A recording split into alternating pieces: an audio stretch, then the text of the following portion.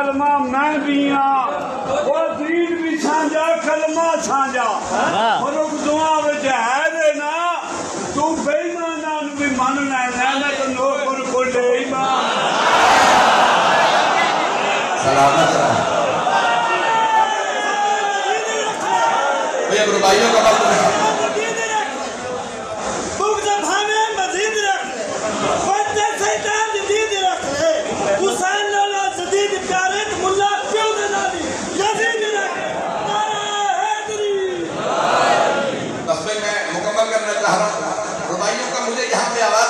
लाहौर पहुंचना खुदा के बाद रात सोया नहीं हूँ मुझे अगर लाहौर पहुंचना ना होता मैं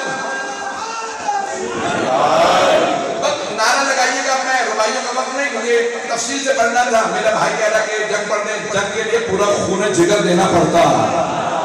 मैं दो जुमलों को पेश कर रहा हूँ तो मौला अमीर अलैहिस्सलाम से एक मरतबा कहा रुक जाओ ये अली है मौला का सोते में इतना रोब था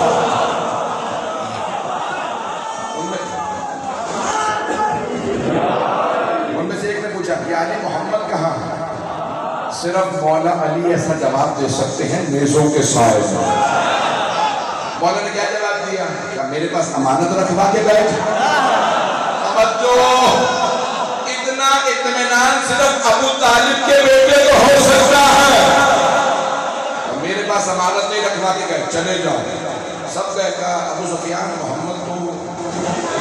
हिजरत कर गए हैं और वहां पे अली थे तो तुमने क्या किया क्या जान बचा के आ गए पता नहीं लोग हैं या नहीं है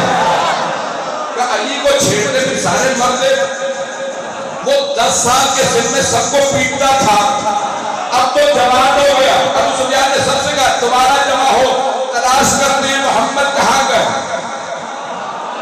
आपके जहनों में है ना कहां तक आए थे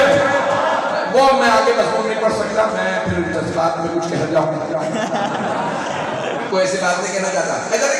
सरवर कायनात ने 3 काम सौंपे थे मौला अली को मेरे बिस्तर पे सो जाइएगा मक्के वालों की अमानतें लौटा दीजिएगा और मेरी बेटी फातिमा को खैर व आफियत से मक्के से मदीने ले आइएगा पूरा मजमून पढ़ो बिस्तर में सोए पैगंबर हिजरत कर गए सुबह देखे सारे मरने की तवज्जो खूने जिगर दे रहा हूं न गले में ताकत न सीने में आपकी खिदमत में खूने जिगर पेश कर रहा हूं आज लॉकर होते हैं बैंकों में लॉकर होता इस्लामाबाद वालों सबको पता है ना उस पे चाबी भी होती है नाम भी लिखा होता ना रसूल खुदा ने अमानतों पे नाम लिखे थे पैगंबर जानते थे ये अमानत किसकी है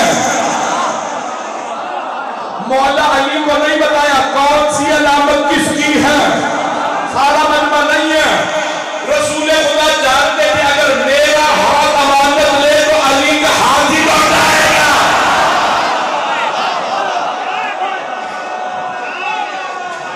है दलील